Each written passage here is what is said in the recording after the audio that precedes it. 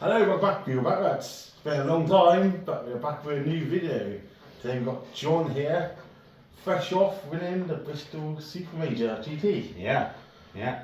So what we're going to do through this video, we're going to speak to John, go through his list, go through his games, because obviously it's quite a big deal. Yeah. So let's start with the list. Yeah, go through this one. So list went with Renegade Raiders with the new Chaos book, which was really exciting, and tried to just put something together that could do a fair bit of damage into infantry, but also give me some long range punch as well, which is quite nice. So I had sort of an overlapping pressure kind of list in mind when I was designing it. So HQ wise, we've got a Lord with the Hound enhancement, so he gives scout to the unit that he's with. Terminator Sorcerer here, he's got Despot's Claim, so he can generate a CP if he's on the table on a 5+, and if he's in or near the opponent's deployment zone, he can do it on a 4+. And then I've got Fabulous Bill over here, absolute legend, and a rock star he is. That's my 3 characters. Squad of Cultists, never leave home without them really. Cultists are brilliant with sticky objectives. 3 bikes, all with plasma and chainswords. For a bit of skirmish. 2 big blocks of Chosen, all fully kitted out, power fists, double accursed weapons, plasma pistols, combi weapons and bolt guns. 2 Havoc squads, 1 las and 1 chain cannons, and the Sarges have got plasma gun and a melted gun respectively. 3 Rhinos, all with helmet launchers, combi weapons, 3 Predator Destructors. Yeah, I think so, with the Predator auto cannons and then las cannons, Havoc launchers and combis on the sides. And then finishing it off with a unit of 10 Warp Talons. So that is the list. I don't think I've missed anything. Nope. So what's the detachment like rule, and like what's the playstyle of it? What's the thoughts behind it? So playstyle wise is that I can score early with some quick units and pretty safely, because I can stay into my vehicles and my transports, which are quite good. Detachment rule wise, sorry, that's the first question. I get advance and shoot army wide, and then if you're on objective, I get +1 AP against any unit that I target, either in shooting or in combat. So this army has lots of AP 2, 3, 4 and even 5 if I want to, which is great, because I was thinking about anything that doesn't have an invuln this would be particularly nasty into, but as it happens, I think apart from my 6th game, everything had invulns, so the AP was actually quite relevant most of the time. But it's still nice to push things onto invulns, even with cover and armor content kicking about. So yeah, as I say, back to the speed in the list is pretty good.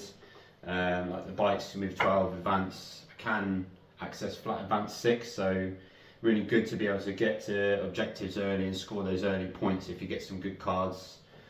And then also as well, you can stick rhinos out as long as you do it sensibly, like using some of the terrain pieces, which I was doing quite well. So if I do get blown up, I can disembark relatively safely, or behind a wall, or behind a screen, or something like that. So there's several different things you can do with it. And that's pretty much answered that question, I think. Yeah. So obviously it was your first tournament outside Cornwall / Devon. Yeah. Because you're basically just a local player. Yeah. Done right locally, obviously. Yeah. Then obviously move up to UKTC for the first time. New terrain layouts, which you're not used to as well. Yeah. What was your thoughts going into the event?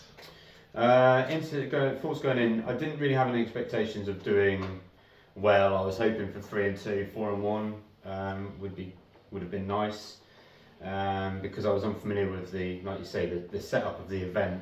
the number of people at the event, the skill level, variety, and then the terrain as well. And I think the terrain can dictate quite a lot when you're playing. But actually, because we usually play on Glasshammer at home, going to the UKTC, there's two extra terrain pieces. I think it's two. Two like obscuring L's. And they hold rhinos perfectly. They're absolutely like a shoebox for a rhino. So having to be able to scout a rhino into relative safety in every single map actually plays into my build really, really well, because those chosen, when they're hopping out and charging you across the table, is pretty lethal. I've been able to do that quite safely, gave me quite a good advantage. It was only really if people had lots of infiltrators that they could really deny that, of which a few did, obviously. But yeah, from a terrain point of view, I actually found it quite good. After the first 3 games, I think I was pretty much used to it. Which was handy, because the games were obviously getting, no disrespect to anybody I met, but I think there's an air of intensity that builds as you go through the games. And it wasn't necessarily that one opponent was better than the other, because I met 7 great guys. Probably 5 or 6, I'd say, were definitely very respectable players. How was it? Obviously, because we're used to local events, so you see the same faces quite often at the top end of the tables. It's fair to say. How do you feel going into facing like 7 people who haven't heard of you, most likely, and you did hear them, most likely? Yeah, I think as I was saying to Martin before, like I didn't go in with any expectations, and I don't know many names. I don't bother with that really. I just play because I love the game, and locally I've sort of carved a bit of a reputation out, I guess. I don't pretend to be the best at it at all, but I'd say I was definitely okay at the game. But going into that, it was quite nice to have that kind of blind naivety.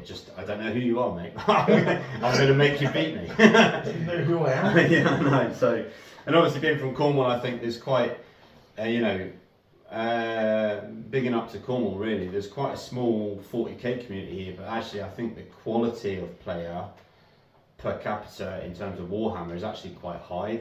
There are some very good players down here that I don't think really make it onto the bigger stages for geography or what, they're not really interested in that for whatever reason. But locally, thanks to Martin largely, there is a lot of traction being picked up now, and there's some events down here, so people are starting to come down from Devon, Exeter, and further afield we've had a few. So hopefully the Cornish flag's getting waved a little bit more relevantly now. It is now. Hopefully, yeah. So obviously going into the event, let's go through your games. Okay, so day 1. Yeah, day 1. Did you drive up on the day or the night before? Yeah, so we drove up on the day. I had a mate staying here and had a few drinks the night before. So no. Well, it was my mate Mark, but we dropped him off on the way up. So we left here at 5 in the morning. Got up there. We were about half an hour to spare, I think, by the time we'd had breakfast and stopped off and whatnot. And the UKTC guys had already drawn the pairings, I think the night before. Yeah. So we could all see who we got. And I got drawn straight into what was arguably the meta list of KSM, which was 3 Vindicators and 3 Rhinos and 6 squads of Legionnaire. I'm not sure if you had Warp Talons. I can't remember if you had Warp Talons or not now. But anyway, he was in Renegade Raiders as well. Yeah. Graham, I think, was his name. And he was actually really nice. He came in, he was a diehard gamer. He had all the Chaos memorabilia on him, and actually a really nice guy for a turn 1 opponent in that setting of being new. It was actually really, really nice to go into him. We had, was it Dawn of War deployment? Yeah, it was Dawn of War. Dawn of War deployment on the first one, and it was priority targets. And he made it very obvious that he wanted to go second, and he did go second because I rolled quite high on my go, so I was like, oh no, this is not a good start. but thankfully, because the UKTC terrain actually, basically at the other ends in the centre, well, guarding the home objectives was an L. Yeah. And we both pretty much had our cultists there for sticky objectives, as you'd expect. And I actually had my Rhino and my Chosen in there, so I had it deployed at the edge of the L so that I could either go into the L and hide, or I could go forwards of the L and sort of press. Yeah. My 2 cards were behind enemy lines and bring it down. And on his home objective, he had a block of cultists, a Predator and a Vindicator. Feeling under a fair bit of pressure, but not one to back down from a fight, I was like, this nonsense, I'm going to just go straight at you. So anyway, I got my Chosen out after a scout move, got them across the board, and I made my turn 1 charge into his cultists on the other side of the wall. Yeah. And I did it in such a way, after some shooting, so I killed the Predator in shooting, or the Vindicator in shooting. Killed the Vindicator in shooting, with some really early advances and some good angles from my Predators, Yeah. which was lucky because he armour contempted, so you could argue that he gave himself the best chance, but because he was on an objective, the extra AP that I get from my detachment bonus negated his armour contempt, so he was taking cover, so he was on 3s, he was saving on 3s is what he was doing, I think. But yeah, I think just 6 las cannons went in and just sorted that out along with the Predator auto cannon. Just threw everything into that Vindicator just to get rid of it. He had his other 2 in strat reserve, so I knew early game actually I had a really good opportunity to like lay some pressure on him straight away. And my cards kind of dictated that. I was a bit gutted to be honest to going first, but I was like, actually, you know what? I'm on such a back foot here already. I've got to take primary. I've got to press the board. And he was he actually said that his cultists were supposed to be up onto the edge, but actually the deployment line was actually behind off the corner, because the deployment corner was kind of coming across it. So after a bit of deliberation from us both, I was like, look, you know, you haven't deployed wrong, you just can't deploy there. Yeah. And I've made my 5-inch, 6-inch charge into you. Yeah. So I went and then piled into his Predator and cleaned off his home objective turn 1. So I was very, very smug with myself at that, which was nice play. Actually managed to pull it off. Had to use CP reroll on the charge, and then I popped my strat to reroll all hits and wounds. Yeah. Because I got out of my Rhino and got onto an objective and was targeting his units on objective. So actually the combination of all of that was quite devastating. And it wasn't even about his next 2 or losing the Chosen, it was about me maxing points and then giving him something in his own deployment zone that he had to deal with, because he basically put a huge chunk of his army behind a big L on the left, and then he had, I can't remember, a Rhino and some Legionnaire and his Master of Execution over on the other side of the board. So he put a bit of effort into one objective and levied a lot centrally into the left. Yeah. So to take that out, turn 1 was really good. And then essentially when he brought his Vindies on, which was turn 2, he didn't rapid ingress anything. Turn 2 came on, killed the Chosen block that was in his deployment zone, but only just, but he had to put a lot of things out of position to do that. Yeah. And then my other Chosen block with Fabulous Bill was pressing his big L with his Predator, 2 Rhinos and all of his Legionnaire in it. And I think he had some Warp Talons as well. He had maybe a 10 and a 5, or maybe just a 10 of Warp Talons. Yeah. Rapid ingress the Warp Talons to countercharge Fabulous. And I managed to go in there. I thought, oh, sod this, I've just overloaded the flank completely at this point. Brought in my Rhino with both Havoc squads, got them out, picked up his other Vindicator, damaged another Vindicator, killed a Predator, popped a Rhino, charged with Fabulous Bill, picked up 2 squads of Legionnaire, then his Warp Talons countercharged Fabulous, and then I armour of Contempted and tried to keep Fabulous's unit alive, but I think he got me down to like 3 or 4 in the unit. Like his Warp Talons absolutely slap.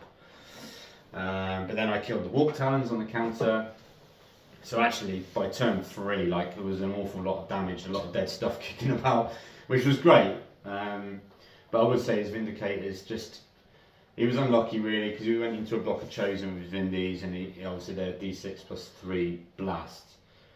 But he just rolled like 1s and 2s on his number of shots. But that's the very reason I don't take Vindicators, because they're just so swingy. They're great if you roll 6s, they're great if you wound all the times, but the reality is, a dice game, you very rarely do that. So, and testament to what I saw firsthand, it just didn't happen. Yeah. And ultimately, he lost the game because he didn't do enough damage when he had the opportunity to.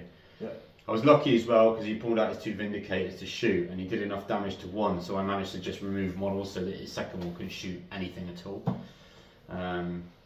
Which is a bit situational, but nice to be able to deploy that strategy. I see you said there about deployment, making that charge and stuff like that. Obviously, locally, a few times before, you've like allowed things to happen that should probably have happened. Yeah.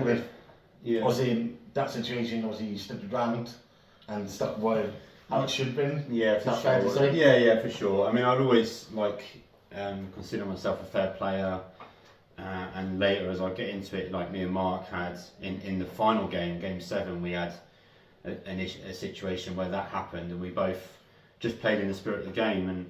But obviously he was saying that his unit was up against the wall an inch away, and I was like, well, you can't be, because you're out of your deployment zone then to do that. So it's not always easy when you have those interactions, and people have that. I think people have that panic when they make a bit of a mistake, but actually he didn't make a mistake. I just made the charge into a space that I was eligible to do so. But to stand my ground is something, as Martin said, he's seen me probably give up games because of stuff like that before and then be hard on myself. But this time I was like, well, I wasn't having any of it. One bit of advice I gave him, like Paul, is it's going to be a sharp pit. Yeah. Don't back down. Because at the end of the day, it is a super major. Yeah. Everyone is playing to that highest level. So you're doing sporting, but you also got his rules. Yeah. Rules are rules. I think it's not. Yeah, it's about how you conduct yourself at the end of the day. I think, like I say, Greg, he was a lovely bloke, and he's been playing pretty much about the same amount of time as I have since the very beginning of the night, very end of 8th. And it was nice to see another KSM player there as well. There was a few, but he was the first one I went into. It was lovely. So in Game 2. So Game 2, I went into James with his Necrons. He had Hypercrypt, Uppy Downey. Hypercrypt, Uppy Downey, Triple Satan. Horrible list. Lovely bloke, James. Absolute gent. We had a banger of a game, and I hope if he ever watches this, it was a great game. James had the Deceiver, I think, the Void Dragon, and the Nightbringer. Yeah. I think it was those 3. So you only had 2 lots of frayed ones as well, or not? No, that was at the end. I think no, he didn't have any of those. He had some destroyers. All I remember is the Satans. To be honest with you, facing 3 of them is an absolute nightmare. But really good game. Technical game. Lots of like rules knowledge coming out between the 2 of us. Surprised myself displaying any of that, but for some reason I just managed to find myself in the zone where I was like, I knew exactly what I was doing and how I wanted to do it. Obviously his list was just disgusting, and the Satans stat check you so much, but thankfully after playing this guy a few times with his Necrons and watching him laugh as I'm just crying because I can't wound anything several times, I had the good sense to just put absolutely everything into each Satan and just go for them one at a time. And then you're just relying on the fact that the Predators can put out an insane amount of damage actually. If you spike on your 6s, even just in one game, they can have such a big impact. And the auto cannons at flat 3, they know it's 2 damage into a Satan after your reduction. You've got to make those 5 ups. If you don't, they drop very quickly because they can. And then you've got all the chaff shooting from the Rhinos, all on lethal hits if I make my Dark Pacts, all at pushing towns onto invons, it does. It just chips them down. But you've got to have the knowledge that you've got to put everything in. So I did. So I just systematically went through that. It was actually a really, really close game. I think it was just down to primary in the end that enabled me to clinch that game. And I went second, I believe, which obviously with Hypercrypt, same as Grey Knights, is quite inhibiting to their... You only get 5 turns, you don't get 6 turns, basically. So that was big for me. The mission, I think, was it Purge? Oh no, it wasn't Purge. It was just Take and Hold. So again, I knew that I just needed to hold primary. And the Rhinos we've chosen, they didn't come out until much later in the game. I just gave him what I could. I think I gave him my home objective. He dropped his Void Dragon over there. I was like, you can have that. I'm just going to focus on everything else. So I think by the end of it, it's one of those games where I ended up in his deployment zone and he had a model or two in mine. Really, really close game. Lovely bloke. He's had all the been to the big comps and had all the gear and the objective markers and everything like that. You know, he's obviously been on the scene a while. But yeah, good game, very technical, very accurate game, which was nice. So everything was measured quite well, which as a player is always nice when someone does that, when you can see them taking the time to measure properly, and you don't sit there going, you're doing that wrong, and then get an advantage, and then you're either brave enough to say something or you're not, which quite often happens. No bending tapes around corners, which I can't stand. So it's very, very clean, very clean. Or Death Guard models moving double O movement. Oh, yeah. Yeah, getting extra AP and damage from nowhere. Yeah, really appreciate that game. Yeah, good game. We shook hands, wished each other well after that. I didn't actually see him. I think he actually dropped out after. But there was something going on at the table when we were playing. One of his mates came over. I think he had a really bad draw, wasn't happy. Said he was going, gave up, and James, I think, had a long journey back and just probably decided not to drive back. I think he was shuttling in between days. But yeah, that was game 2. So I come out with a win there. Yeah. So then last game of day 1. Last game of day 1 was Aaron from Vanguard Tactics with his AdMech. Now, I will say this before I talk about this game, but me and Aaron were both absolutely knackered at this point. I mean, to the point where we looked like we'd been on a 24-hour bender. I mean, for me, it had been at 5 AM. This was probably about 7 PM when we started playing, 6:30, something like that, I think it was. It was late anyway, so we'd been on the go for a fair old time. With the games, it gets quite heady. And obviously, he was playing AdMech. Now, I had no idea what AdMech do. You don't see much AdMech, but he had a beautiful army, well painted, and he was a gent on the table. We had a good game. He came out very fast. It was on Purge, and I went first on Purge, so I was already like, oh shit, this isn't good. And he had obviously kill 1, kill more. I think he went turn 2. He went onto a massive lead, and I'd staged for a play that I figured I could do, which was kind of my only way out, really. And I made it was all on I needed a 5-inch charge to get into a unit, but he had 2 units and a very thin channel where I could just get my chosen through to get to his breaches. Yeah. So I had to I only needed a 5 to charge the units I needed to basically pick up some. He had loads of chickens, I'm going to call them chickens. But I think he had 369, I think he had 18 chickens on the table, 9 las cannon ones and 9 of the combat ones. But yeah, it was this really narrow gap that I could get my models down, which we both agreed I could just traverse down and charge, pile in, but I needed to kill the units to be able to consolidate into his breaches to tie his breaches up, which was the big, really quite the big threat, because I think they're all damage 3 and they would just shred, the chosen would have just fallen over, and the predators would have probably gone down quite quick as well. So I needed to deal with that breach unit, but he had staged them really well. He had them right in the core of his army. It was really, really hard to get to, apart from this tiny little gap. So anyway, I rolled an 8 and got my Chaos Lord all the way down down in this throat. Piled in. He had a unit. It was one unit of 3 of the combat stalkers or walkers, whatever they are. One unit of jump pack. A jump pack unit. I can't remember what they're called. They're not really there for. They're there for scoring. They're not there for damage dealing. And then he had his breacher unit. So I managed to kill the 2 units and then pile into his breachers. He fought me back with his breachers and killed like 8 chosen. I was like, I didn't realise they were damage 3 in combat, so I got caught out there quite badly. I think he killed 6 chosen, just dead. And I was like, oh my god, that's not enough of the unit to survive. Dropped my warp talons in behind as well because he had a unit that could move, shoot, move. Yeah.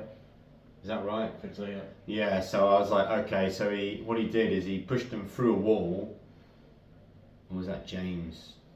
I can't remember now. I think that was the next game. Yeah.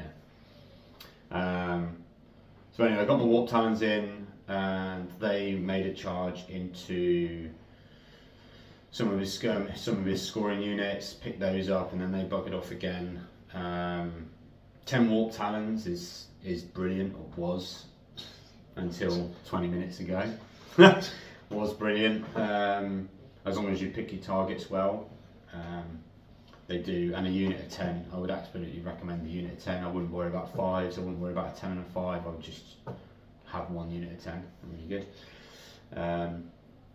But yeah, it was a close game with Aaron. We were both knackered at the end of the day. I think I won 88-65 or something like that. Because basically what I did is I just gave up the fact that I could score primary, as in hold more, and I just said I'm just going to kill more. So turn 2 I killed 6 units, turn 5 I killed 5 units. So I killed 11, but 6 units is a lot when you've got 3 chickens in each unit and you've got flying. It was a lot of damage. So with the predators, all the shooting, the charges, the re-rolls, it's just a lot of damage.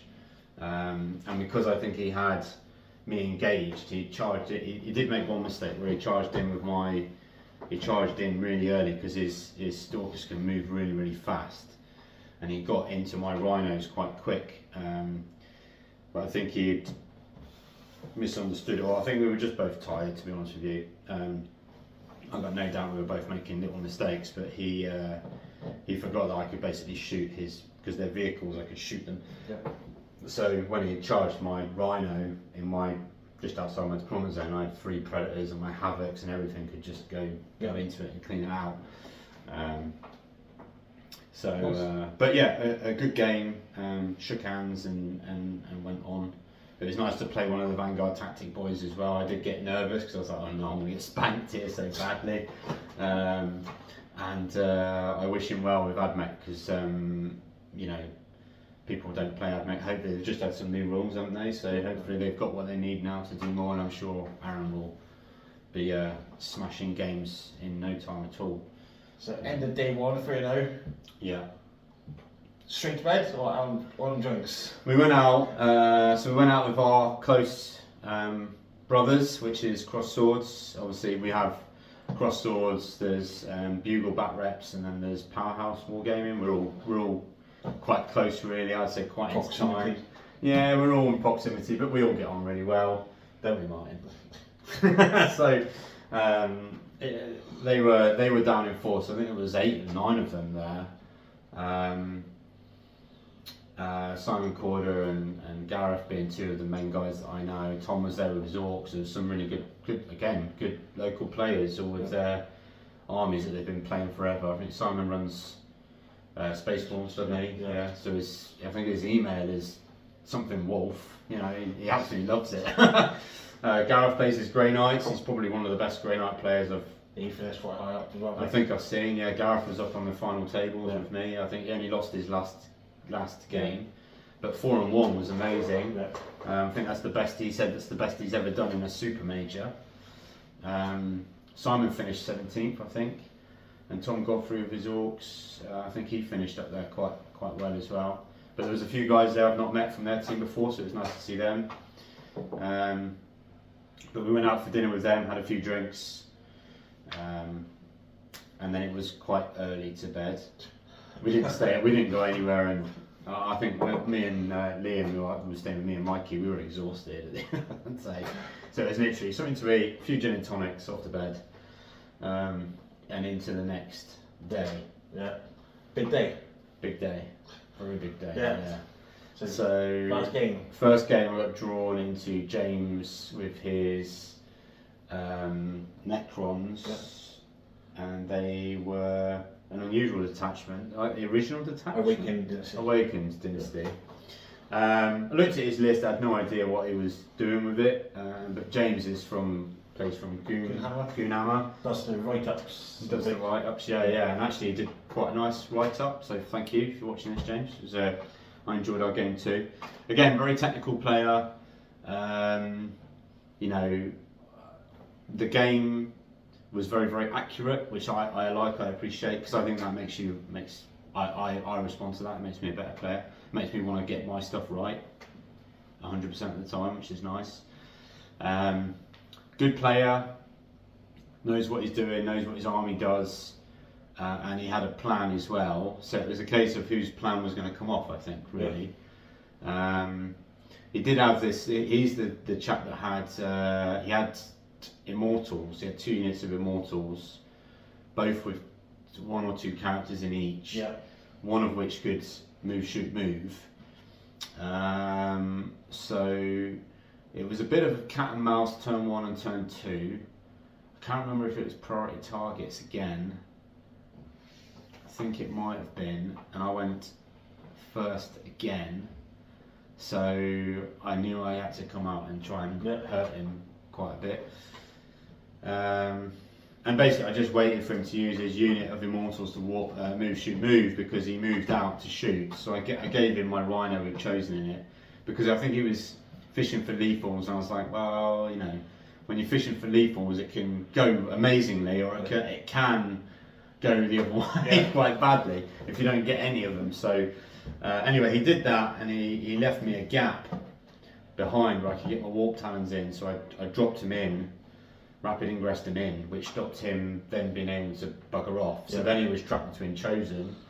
So we had Luminous Sarazez, or whatever it's called, the big guy, in the middle, both units of Immortals with characters everywhere, kind of sandwiched on the 2 centre objectives,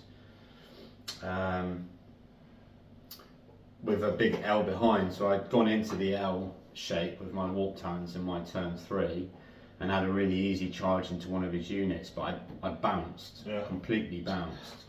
So and I didn't have a CP. Well, I say I bounced. I killed the unit, but I didn't go through the characters. Yeah. So 40 attacks with sustained hits, rerolling all wounds, wounding on 4s at AP 3. Didn't kill 10 Immortals and 2 characters on 4 wounds. Oh yeah. Yeah. So my face kind of dropped. I killed the unit, but both characters were, or 1 character was alive. But anyway, I didn't have the CP to do one after that. Yeah. So the next turn I kind of lost a lot of Warp Talons, then he just turned around and shot them, killed them. But that enabled my Chosen to come out, which was fine. So then my Chosen went into his big characters and his destroyers, because he had Scorpec destroyers. Yeah. So it was a good old classic scrap in the middle, but obviously I had the shooting over him as well, so I was able to then bring my Strat Reserve, my Rhino in with the Havocs, do a fair bit of damage there. He had 1 Citan. No, James was the one who had a Nightbringer and the Transcendent, and he poked his Nightbringer out early doors in turn 1. Because, you know, it's a Nightbringer, right? There's not a lot can deal with that. Anyway, my 3 Predators, well, one of my Predators went into it with sustained hits. Bit of an unusual choice going into town, but I went with sustained hits anyway.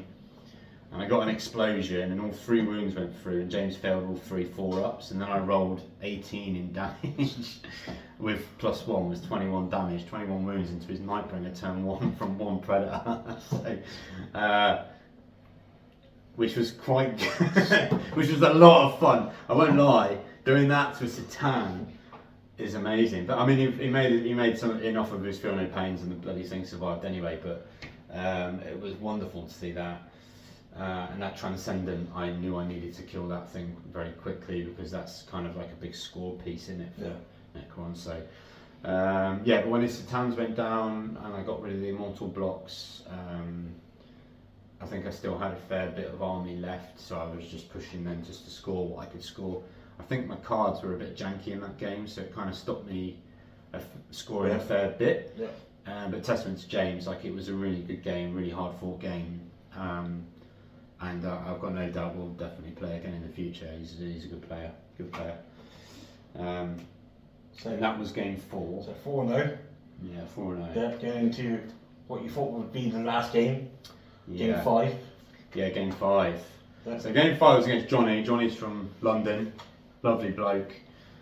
We played on not Purge. I think it was Priority Targets, maybe. I can't remember the mission now. Not Scorched Earth? Scorched Earth. It was Scorched Earth, thank you, yeah, Scorched Earth.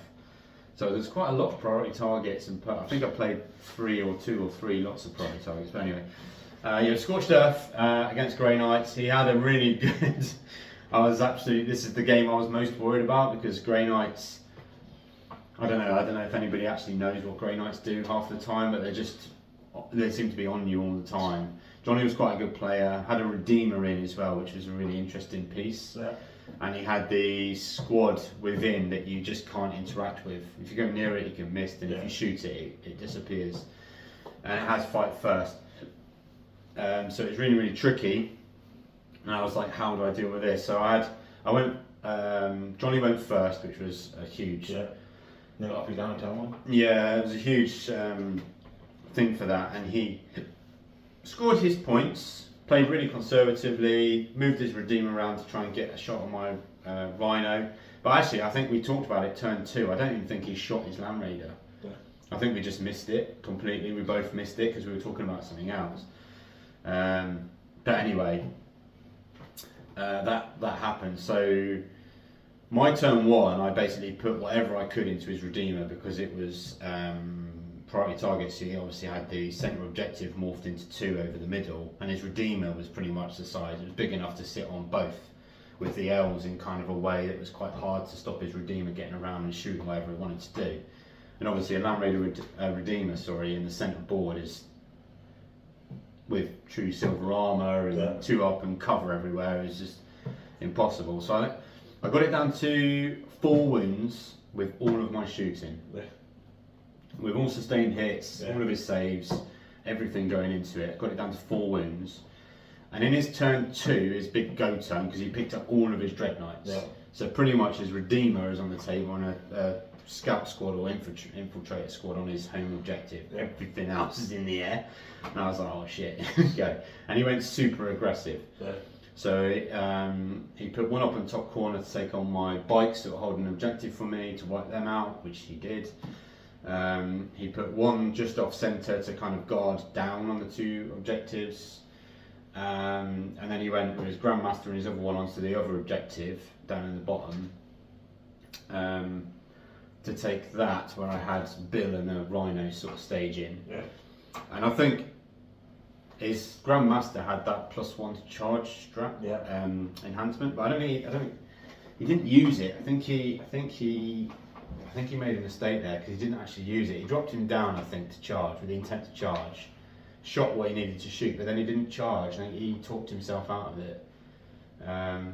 So anyway, he didn't charge, and he had 2. So he had 2 Grey Knights over here. But the important thing I'm getting to my point. The important thing was I made him roll his battle shot test for his Land Raider, and he failed it. So, which was huge because he didn't then hold the primary. Yeah. And more importantly, he couldn't overwatch. And he still had this big unit inside. So what he had is 2 objectives. He had a Land Raider Redeemer over the 2 objectives, and he had a Dread Knight off centre, but within probably 10 inches of my Rhino. So I disembarked my Rhino. Yeah.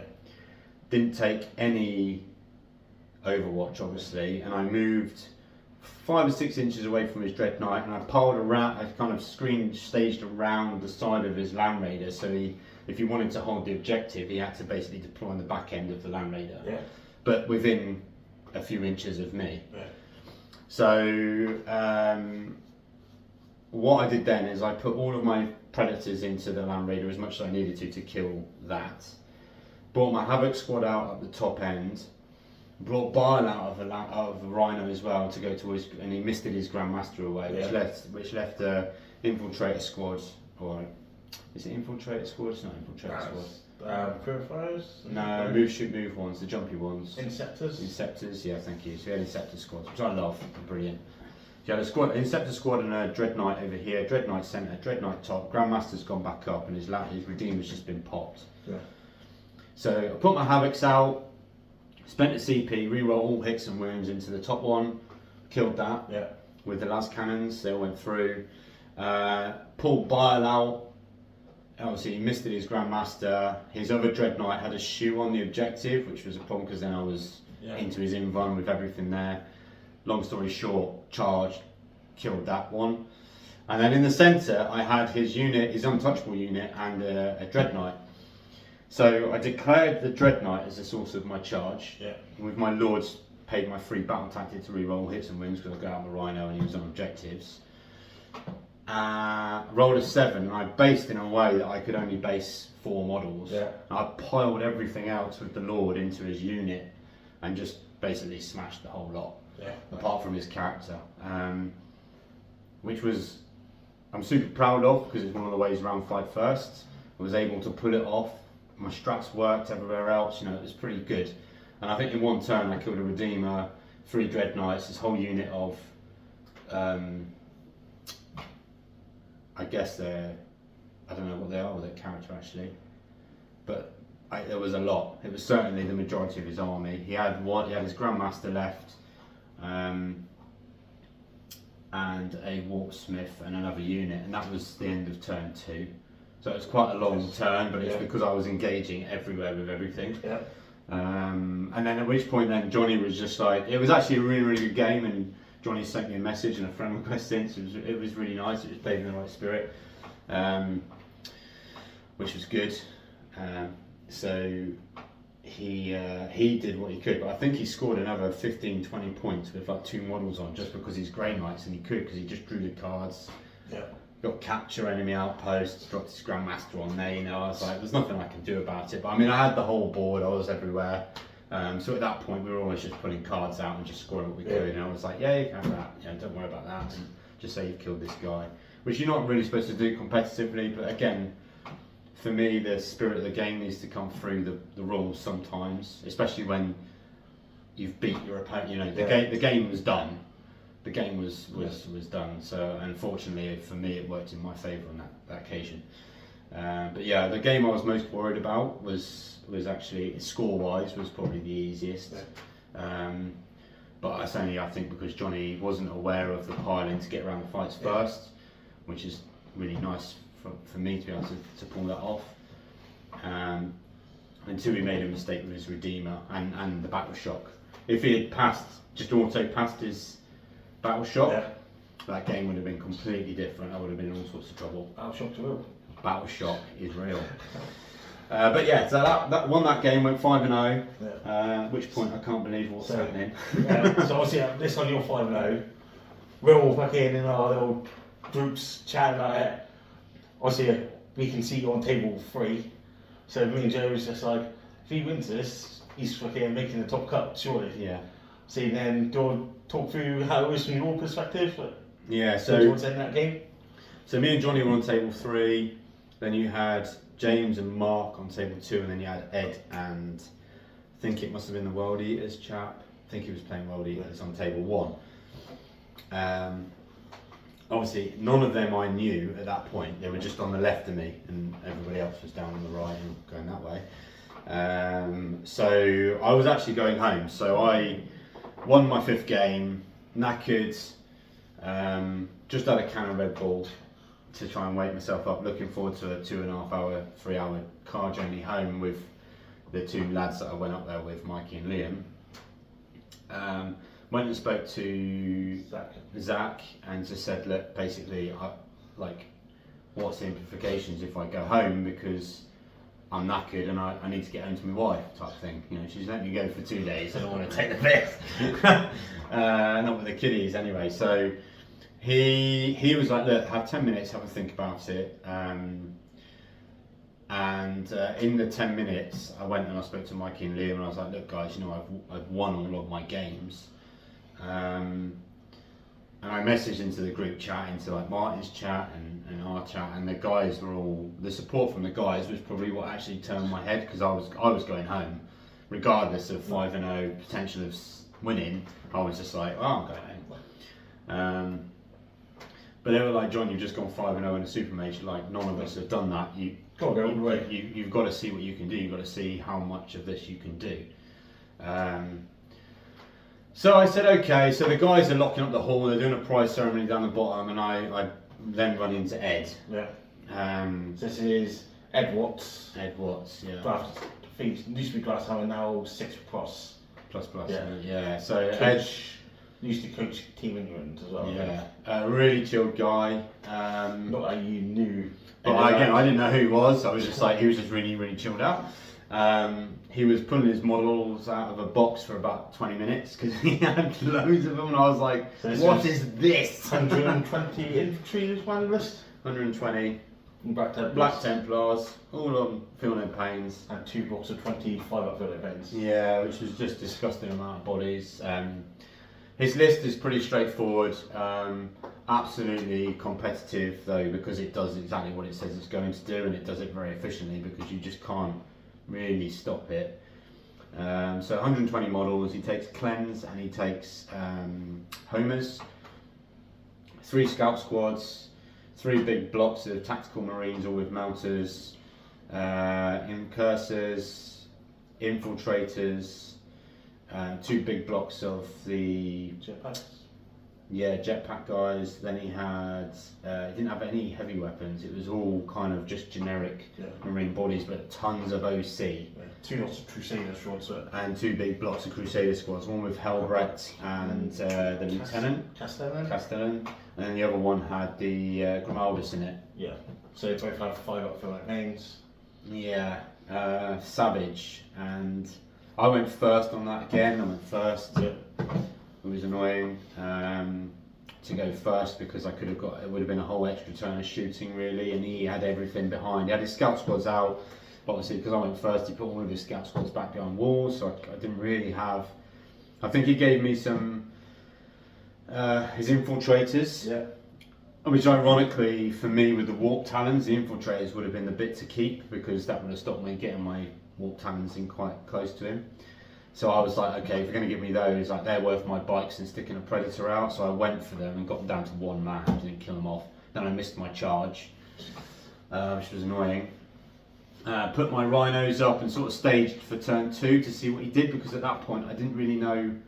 I knew what he was going to do, I knew how he was going to score it, and I was like, I can't really stop you actually. Yeah.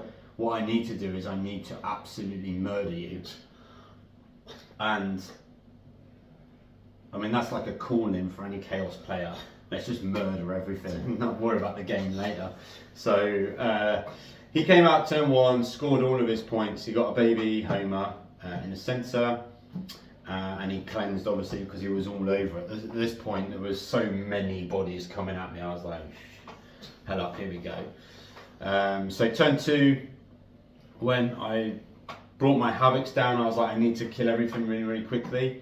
And he missed a 8-inch charge, quite importantly, with Grimaldus' unit. Yeah. But I didn't realise he could advance and charge. So I moved my Rhino up on one flank, just on to nip the objective. And I put it kind of mid-objective, whereas I didn't need to. I could have just put it right on the edge to make it like a 9-10-inch charge, but I didn't realise. But anyway, I made a mistake there through not knowing or whatever. But thankfully, he failed his charge. CP reroll failed his charge. Yeah. So we had a big Crusader squad out on one flank with my Rhino and Chosen in it. My Predators were all kind of central at the minute, so I could go either way I needed to. And I had Bio and my other Rhino on the left flank, heading up into Helbrecht and that other Crusader squad. So basically tried to funnel him into the middle, where he basically had all of his tactical squads, all of his infiltrate units, all of his scouts, everything there. So I couldn't stop his cleanse because he's OC 1,000,000 on 2 objectives, and then his 2 big bricks had come out. So my turn 2 was kind of my go turn really. So I put 2 predators into Grimaldus's unit, got the Lord out, shot at them as well, killed like a jump pack unit, killed a tactical squad, took a big chunk out of this 20-man block. I think I killed like 4 or 5 in combat after in shooting because he was making so many feel no pains on all the 3 damage stuff. So the Predator autocannons, even though they're good, he wasn't on an objective at that point, so I wasn't getting the AP bonus either. So it was quite good to see. But anyway, got Bile out to take on Helbrecht because the idea was that I was going to go in with Bile, spend the CP, precision that dick straight away, get out of there, and then use my free CP on the other side to precision Grimaldus as well, because it's a battle tactic for. Oh no, because he wasn't on an objective, Helbrecht was, so I couldn't have done it on the other side anyway. But I did get out of a Rhino, so no, I didn't do that either. No, I didn't do any of that. So I went into him, and when I went around the table, I saw he had 2 CP. And I was like, shit, I've cocked up here because he could intervene. So what happened was I just shot with Bile's unit and then went into the other unit with the Lord. And then he spent the CP to fight on death. But I got my chosen unit quite far into his deployment zone, like pretty much on the 18-inch mark at that point, with my Lord, based Grimaldus, and then heroically fought Grimaldus, killed him out first, and then went through the unit. I think I got the entire unit, but I think he had 12 fighting me back after his 3 ups, which is obviously quite a lot of attack. So I think he killed 6 or 7 chosen, like on the fight back, and then his next turn, Helbrecht goes into Fabius's Bile and just mashes them all up. Thankfully, Fabius and 2 or 3 chosen survived, because obviously Fabius's ability to blank damage was really good, but Helbrecht does mortal wound impacts as well, so it was a lot. Good old Bile, good old Bill, did his job, but ultimately he lost that fight ultimately in the end. When he died, I got him back up, and then he went into Helbrecht's unit, and then because he was on an objective, then I spent my CP and I precisioned Helbrecht out, and then died in the fight back. And then later on basically just started shooting, but the combination of the 2 attacks tying up his 2 20-man units, the Predators just going mental, all the other shooting, I've got the chain cannons, shredded a tactical unit, it's like 40 attacks with explosions, re-rolling hits and woundings on 2s, 3, sorry, it's just a lot, and AP2 because I dropped my wizard down. He was just like, alright, AP1 for your own objective and AP1 for Def X, and that was pretty effective. And I brought my Warp Talons in, took out his home objective, and then pressed into his last kind of tactical squad. At which point then I think it was turn 3. So my turn 3, I think it was, he had like 1 big unit and the rest of Helbrecht's unit left. 1 or 2 scout squads. I just left the scout squads doing homers for max in my deployment zone, just left them be, because I was like, actually all I need to do is just kill this here, and I've got all of the objectives apart from my own, and because he was on fixed, my home objective didn't mean anything at all. So it was really nice actually for me to be able to play a game like that, because usually I'd be like, shit, I need to deal with that, and I need to be over here and deal with that, and I was actually just really focused on the game and what I needed to do and just getting on about doing it. Nice. But yeah, it's really chilled out. I was surprised his list was really jammed, but he did say to me before, because I was like, how have you got this far with what seemingly is quite a simple list? And he said like he hasn't met anything that's really killy yet, because you need to be able to kill, was it 120 bodies, all of which on a 6 up or a 5 up, so you probably got 180 wounds, 200 wounds to get through. Not a lot of people have that many bullets and attacks, they just don't. Thankfully I did. So that was, but a really good game, and over quite quick as well, which was amazing, because I think it was probably about a 2-hour game. And we were on the clock, obviously. That's the other thing with the UKTC that caught me out is on the second day, every game in the top 10 is on a clock. Yeah. Regardless, because me and James were both saying, like, James brought the clock out and he was like, I'm sorry for this, I've got to do this. Sorry.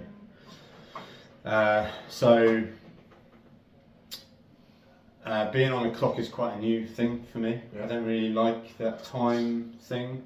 I think it doesn't necessarily bother me. I just think it's an extra. You've already got a lot of admin. You've already got a lot of bookwork going on in your head, and your opponent's army, and what they can do, and your plays, and then having a clock on top is just like, wow, it's a bit much. But actually, you know what? I do think that they did get it right because you have 3-hour games. Yeah. So actually, it's surprising just the difference the extra half an hour makes, because I finished every single game well in time. Yeah. There was quite a few people not finishing their games, so like going right beyond up to and even into break times and stuff like that. But like all of my games I did. It's a bit of a local joke that I'm a bit slow, but I'm not slow, I'm just measured. And also as well, when you're rolling dark packs for every single unit and then taking mortal wounds and then doing feel no pains and all sorts of stuff like that, it's not the quickest army to play, not to get it right. And then when you go into someone like Necrons with feel no pains, you know, I had to keep remembering to put the time on, because if I put like 20 saves into a Satan, I was like, that's on your time, you know, remembering to do that on top of what you're doing is not always easy. But it was a nice mechanic, I got on with it in the end. Thankfully I didn't have anybody jittery that was like pushing the buttons all the time and making you like quite anxious with it. But yeah, it is officially a rule that you have to, and the TOs are hovering to make sure that you are indeed on a clock and that it is accurate. But that was, my game with Ed was good. And on the side, watching was my next opponent, which was Mark. So 6-0, into the finale. Yeah. So by this time the hall is pretty much cleared out. They got the team, the staff have broken down all the tables. Everybody's gone home. There's about 15 of us left in this huge sports hall, which is quite eerie. I didn't realise I was so focused until I turned around. Everybody's gone. And Mark was like, John, I'll help you out, carry your models. We'll go over. And I was like, where are we going? And they had a separate table set up, which ironically, Mikey, our mate, was playing on the whole comp because it was like a COVID table. Then they had set up. Because Mikey, bless him, hasn't been well recently. It's nothing contagious or anything like that. Or is it? But anyway, he had like his own table 1,000.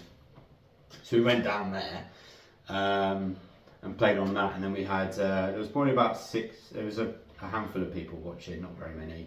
And including Mikey and Liam that were watching because I drove, so they had to stay and watch. But thankfully I was okay because I had their blessing. Mark,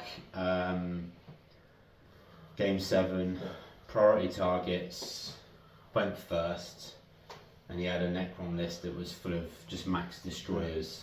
Disgusting. That's what I'm doing as well. For his scores, I think like 5 of his games was 100 points. So his score was like 100, 100, 98, 95s, 100s. Mark, from what I know about Mark now, I didn't know Mark at all the first time I met him, but he had his own shirt on, he had his name on his back, part of a bigger club, you know. Definitely a seasoned gamer, very good on the rules. Before we'd even started, he was questioning the warp talent ability on sequencing with what comes in first, whether you can warp strike to disappear or you can use your strap, because apparently they happen at the same time. So he was like, you know, your TO's got to rule it, like you tell me which way it's going.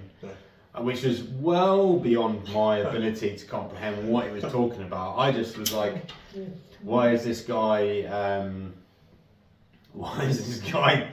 questioning the walk down rule when nobody else has? But actually, you know what, he was right to do so, and fair play to him. It was just beyond me what he was asking. So TO ruled in my favour with the rule that I could in fact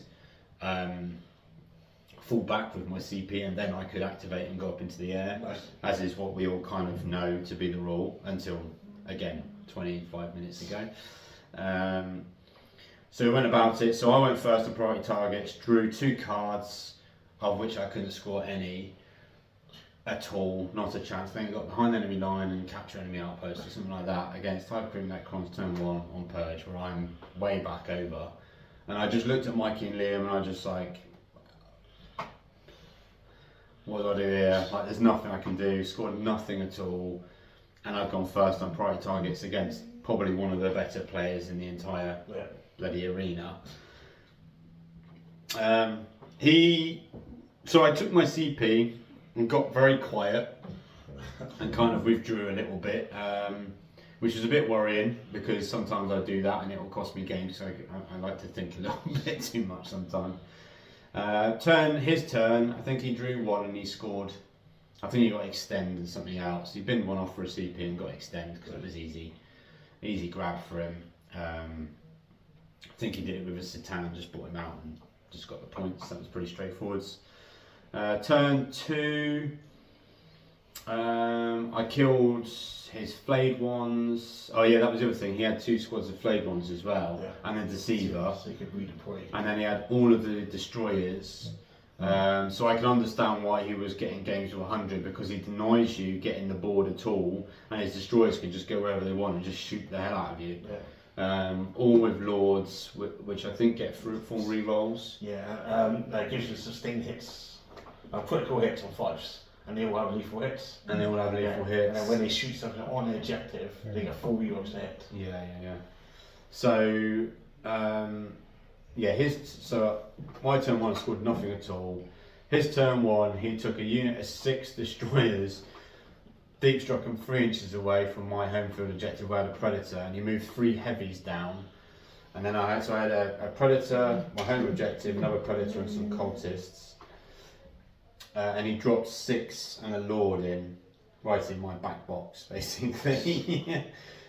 He wounded the predator that was sat on top of my home objective. Thankfully I left it there and I had sticky objectives because my cultists had moved off it. So that was a good thing, I guess.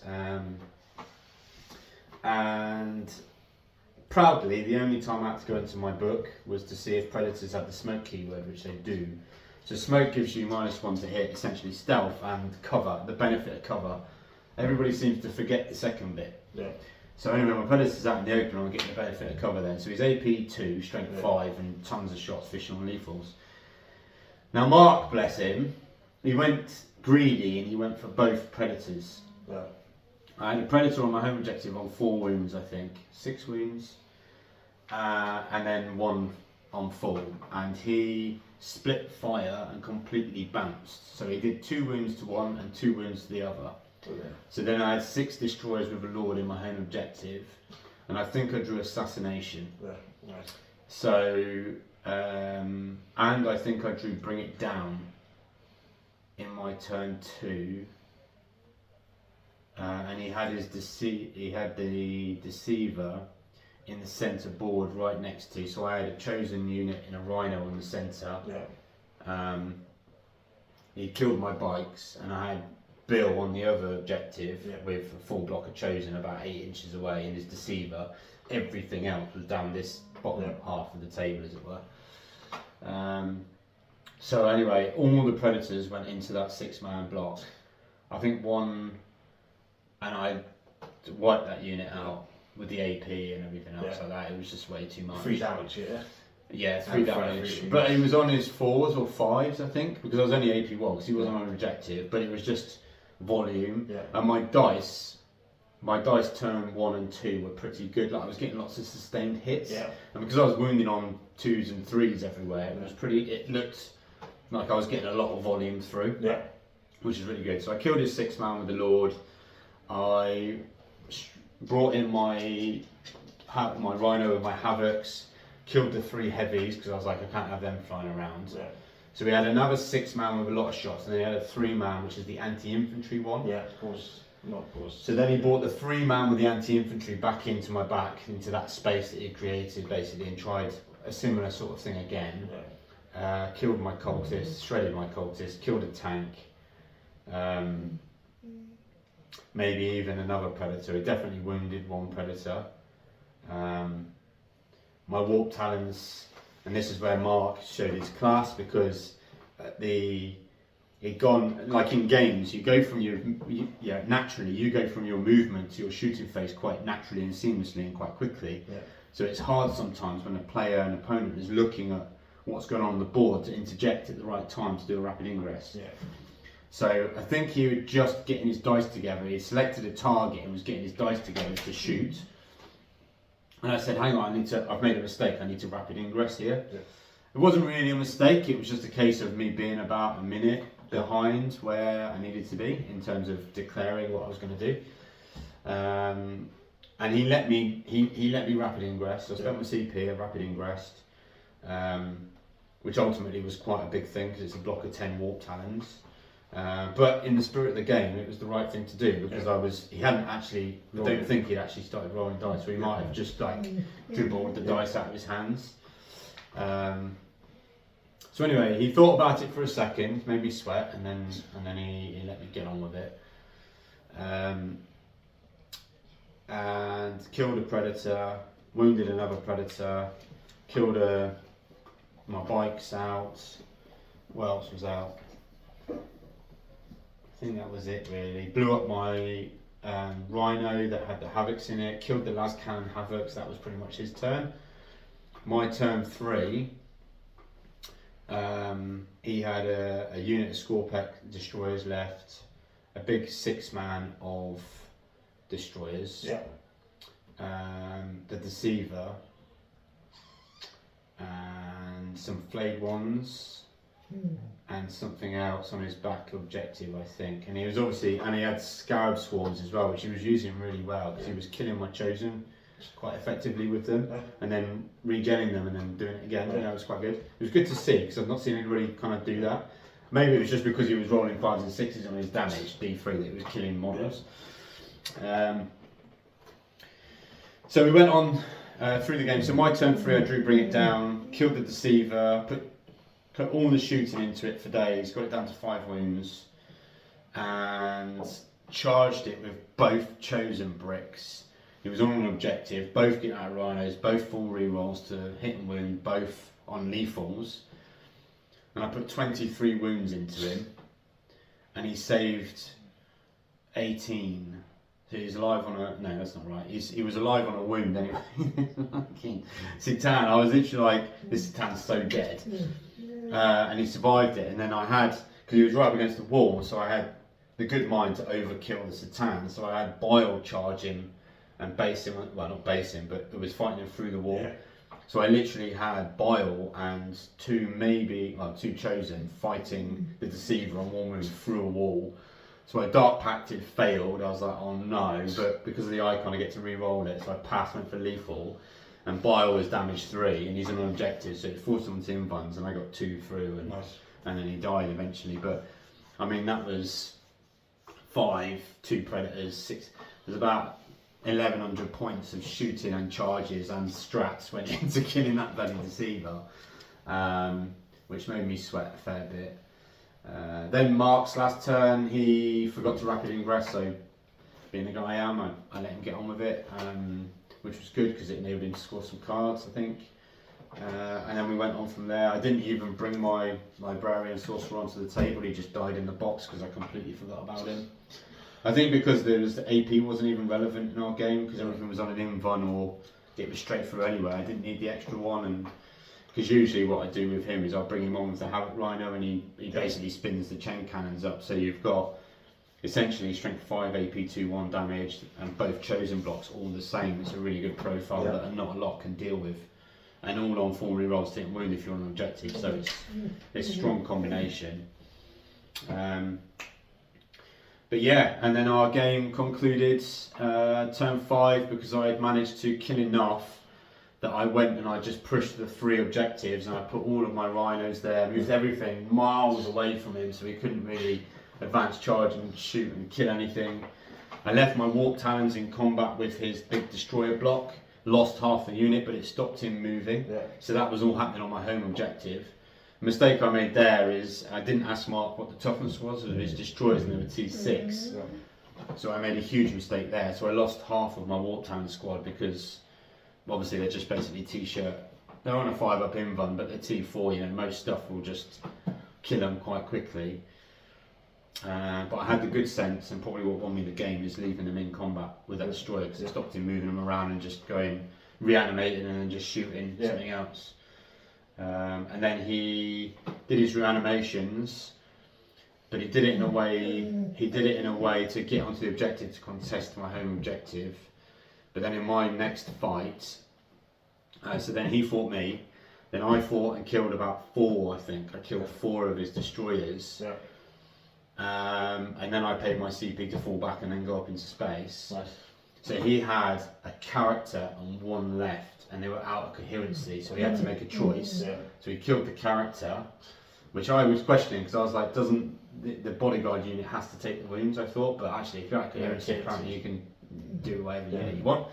So he killed the character, left the 1 on the objective, and then paid a CP to Saint Bravery to keep on the objective. So he was scoring some primary, but I had his objective and all 3 in the centre with rhinos and lords and everything else on there. Nice. Bile went over to his home objective and killed that little flamer guy. Yeah, because he was the one, the little, what is he? The one with this pistol flamers. X-Mark. Yeah, the X-Mark. Brilliant, absolutely brilliant model, but he was holding his own objective. So Bile and the Chosen literally came out and did a wound to a Deceiver, and then advanced and charged and got into the home objective. I had no CP either, and that was pretty much definitive. Like, I had to make that charge. I think it was only like 5-inch charge, but I rolled an 8. Got the unit on. It was a blind charge, so we just picked him up, which was good. But yeah, that's how the game ended. I was on 4 objectives. He was on my home objective. I think if he had got captured enemy outpost, it probably would have been a lot closer. Yeah, I think it would have been a lot closer. It definitely would have been like, Jesus Christ. Because actually, after I scored primary on the end go, because going first in priority targets, I had to overtake him in resources and scoring and CP. I had to loop over him, which I really did end of turn 2, beginning of turn 3, I think. Because I managed to deny him 10 on primary on his turn 2 and I think turn 3. Nice. And that was what kind of like swung it. And then I just made sure I stayed calm, breathed, and I just made sure I held the 3. Yeah. So I got my 10 for the start of my turn, and then I got 15 at the end of the game because he couldn't kill me. So that's why I said, like, I advanced everything onto the other side of the walls as far away from him as humanly possible. So he just couldn't interact with me, and he couldn't deny me scoring. Yeah. So he got 5 for holding his objective, and then 5 at the end of the game, but then I got 15. Yeah. And I think I won the game by 12 points or something like that. So, but obviously this is like Sunday evening as well. Obviously, while you was gaming, all us in our little groups was there talking about, trying to find out what's out there. Yeah. Everyone getting Mikey fuck. Mikey, what the fuck's out there? Yeah. So we was going, John's won. And then it was like, no, it's not, still going. Yeah, the boys' phones were dying at this point. I mean, this is how long the weekend was. Like, our batteries were dying on our phones. So, and I think, it was nice, and for me it was really, really nice because I was obviously playing. So when I actually finished and I had some water, I looked at my phone and it was like 400 messages. And I was like, Jesus Christ, what's going on here? And Mikey was like, John, it's all for you. Like, I was just blown away by the support, really. We've got such a small community down here, but it's a really good, honest, progressive community, and a lot of it is down to Martin, to this guy here, because he's done wonders for 40k down here, and we're all indebted to him, really. And because of Mikey, who happens to be my neighbour, getting me back into 40k, but then Martin for supporting me in the early days of gaming, it's enabled me to get to a super major and win the bloody thing. I mean, I never would have thought I would have done that. Your game was the same time as England versus Serbia was playing. Yeah. Everyone was more interested in what was going on in your final game rather than the fucking football. That's it. So yeah, it was great. Yeah, it sounds like it was a pretty bad game anyway, was it? It was only 1-0, wasn't it? I was like, what the fuck's going on? Yeah. So I think at one point Mikey said, it's a very push game like round 4, John needs a perfect plan. Yeah. Well, Mikey, I think he looked at the score, it was upside down, so he was looking at my phone, he was coming over my shoulder to see what it was, and he told everybody the wrong score for the wrong person. So everybody at that point thought that Mark was winning. And for turn 1 and 2, he definitely was. But yeah, absolute star of a gent. And we had a good chat after. We walked back to our cars together, you know, and he then he said to me, he said, "You've got a golden ticket." And I was like, "What? Have I got a golden ticket?" Because I'll be honest, I hadn't read that far. I'm not one of those guys that kind of tends to read stuff. I'm more of a doer. So he said, "Yeah, you've got a golden ticket to Atlanta to the World Championship." So I was like, "Oh my god!" So started having a look at that, and I'm actually trying to. Got the green light from the wife this morning. Good. So yeah, I'm going to go to Atlanta and run with the big boys and see how we do. But even if I can win a game, that'll be good. So I'll be all Cornish flagged up probably. A little village Cornish boy, Warbay. Yeah. I think in fact everyone would like the dream. Yeah. Like that. So yeah, hopefully. I mean, hopefully, you know, I'm going to do the boys proud and hopefully put Cornwall on the map for 40k gaming, because, like I said, we use glass hammer terrain down here.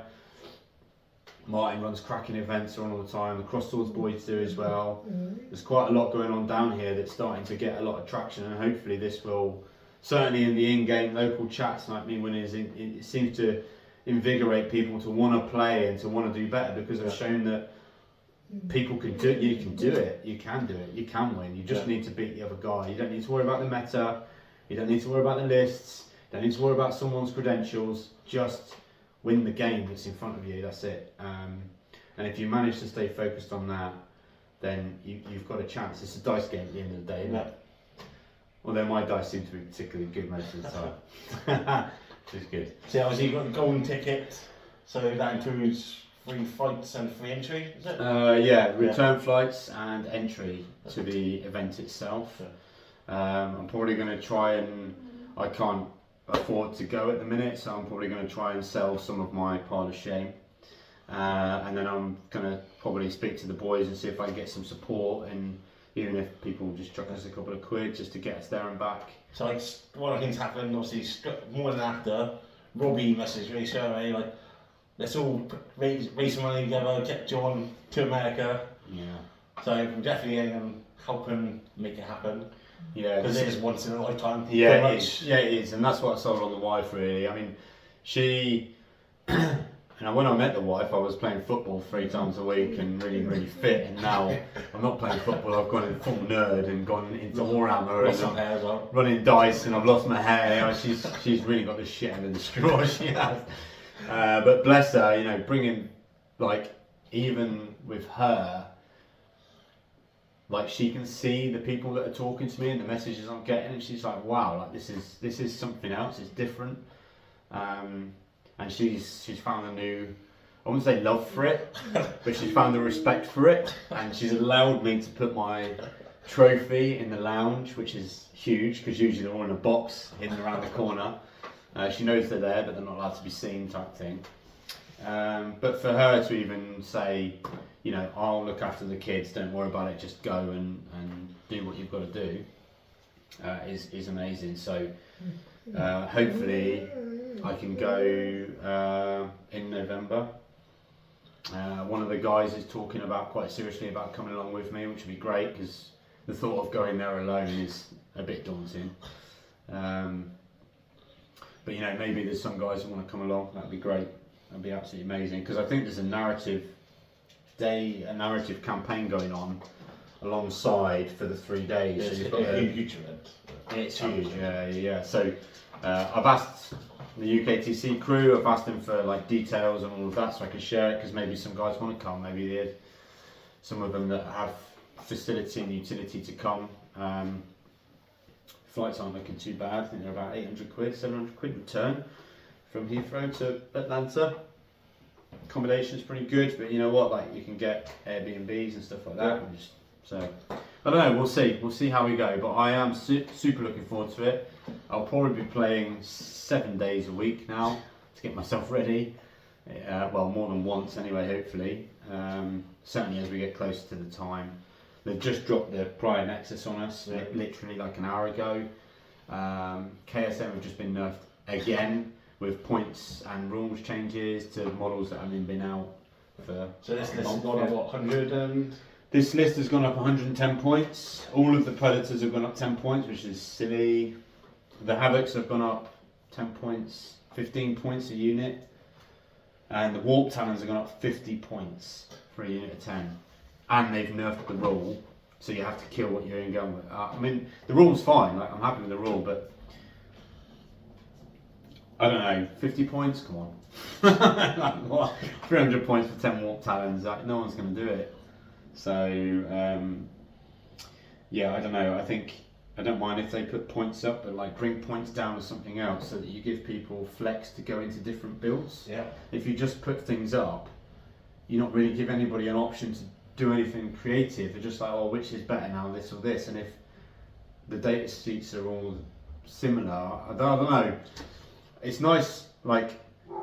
It was nice to run Fabulous Bile, nobody saw that. He's there for a mirror match. Yeah. And for a Vindicator going into him, he just goes, well, I ignore that and I'll ignore that one. You know, and I'll take the 1 damage and 2 damage. But you know, this sort of stuff is hard to get through now if everybody's getting forced down the same paths of any sort of competitive build within the factions they want to play. So whereas as much as it's nice to get people on an even keel when you are playing, in terms of like, well, my army will win half of its games and my army will win half of its games, you also, and you rely more on player skill. Yeah. Yeah? Yeah. It's very bland, like it gets really bland because the chaos list is going to be the same as that chaos list list because it's the only one that works. Or you just play for fun, but then do you go to a super major and play for fun? No. So you know, I don't know. It's nice to. I don't know. I hope they don't like dilute it too much. But I mean, I love the new book. There's lots of flavour in there that you can do into. I just hope they don't mess around with the points too much. I haven't had a full look at the points yet. Yeah. Only that I've just updated the app, so I know this has gone up 110, and I know the Warp Talons are half of that. Which obviously now as well with the rule has kind of negated their strat a little bit for the Renegade Raiders, because irrelevant of whether you can fall. But I mean, it still has play, don't get me wrong. I mean, in 2 games I did that anyway, and I fell back onto an objective and stole primary. So I mean, it's big. Yeah. Being able to steal primary in the tail end of your go out of nowhere is a big play with any unit. Nice. Yeah, it's good, but great experience. I'd recommend it to anybody. I was intimidated to start with, but actually it was really friendly. It was super friendly. Obviously, first UK TC event. Yeah. Thoughts, like in general? Obviously, you had some nice comments from Zach as well. Yeah. Zach. I emailed Zach, and he said that he was really impressed with the way I held myself. Certainly in the last game, of which he was actually TO of, and sort of stood over me, my dice tray, admiring all the 6s I was rolling.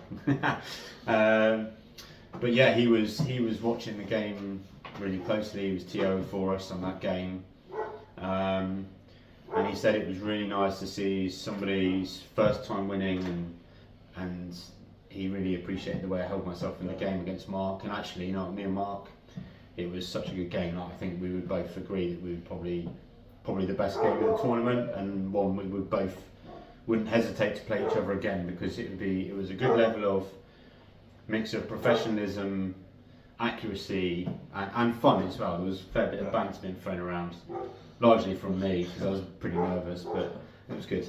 Yeah, it was good. Obviously, you got some nice rewards as well, dear. Yeah, got the big old trophy here, which is great. I did, much to my shame, I did put it in the back seat and put a seatbelt around it on the way home. And I did say to Mikey that I was going to super glue it to the front of his works van, like a Mercedes 999 badge, or put it in the window so that every day when he walked past he had to look at it and admire it. But yeah, like I say, the response from the guys is having me do it, because these guys, they beat me all the time, you know. It's not about winning. You think you just got to have the right list and the right mindset. Sorry, the dog is going mental or something. It must be a cat out there or something. But yeah, I mean, prize-wise, obviously the golden ticket is amazing. Got best general as well, which is great. They did a best in faction, sportsman's, best painted. I think they did a best painted army and a best painted miniature, which was actually really nice. But some of the stuff there on display was some crazy stuff. There was knights that were like on fire, and it was amazing. One particular shout out, there was a Tyrannid army where he did it like the crab theme, but it was blue and it was green, and I've never seen anything like it. It was absolutely amazing Tyrannid army. Even I stopped, I was like, wow, that is just a whole nother level. To do all those dots on all those models is insane. But yeah, absolutely fantastic. Nice. Great event. Nice. And well done for representing Cornwall. Yeah, thanks mate. Thank you. Cheers mate. Did it right, round the right top as well. Yeah. Well, like I say, you know, I've always, I mean, I am part of the Powerhouse team and I play with Powerhouse and they're all my friends, but you know, Martin calls or anything like that, and obviously being part of the team before as well, I'm there. That's it. Fantastic. Yeah, thank you very much. Mr. Best in Cornwall now. Yeah. Best in the Southwest. Yeah. I'm gonna wear that for a little while. I might not play again actually and just retire. If I was you, I'd just retire now. Yeah. I think there's a few people would like a little swipe at that, but they'll have to wait. Just got to win a Bugle Bash event now. Yeah, I know. That's what I mean. I haven't won a Bugle Bash yet. I haven't, have I? No. I haven't got close. I don't think I've podiums, which is crazy. But then I've not really taken any meta lists. I have to think of some. So on that note, we are running Bugle events up in Roach. All the dates for our events on social media, on Instagram. We have, what month is it now? June, yeah. So we have 2 here in July and August, and then July, August, September is also another one, and a 1K one, and then in October we have a 2-day Big Bash free event, end of October, which is our final event of the year. Right. So if you want to check that out, go on our social medias, all the details and dates are on there, or pop me a message. Yeah, brilliant. Thanks so much for going through it, John. No, thank you. I don't bore everybody too much, but yeah, it's a great event. Great support from the guys here. Stars aligning. Now, on to fuck the Yanks over. Yeah, pretty much. We're going to see how we do over there. Like I say, if I can win a game or two, that'd be great. Absolutely great. And I think Manny's going. I think all the big players are going. Well, it's the world champs. I'm assuming they're all. Oh, I'm going to get so hammered on that. We'll see how we do. Hopefully it'll be alright. Yeah. Right, thanks very much. Thank you, mate. Cheers. And hopefully we'll back some more content soon. We'll see how we go. Till then, cheers and God. Cheers and God.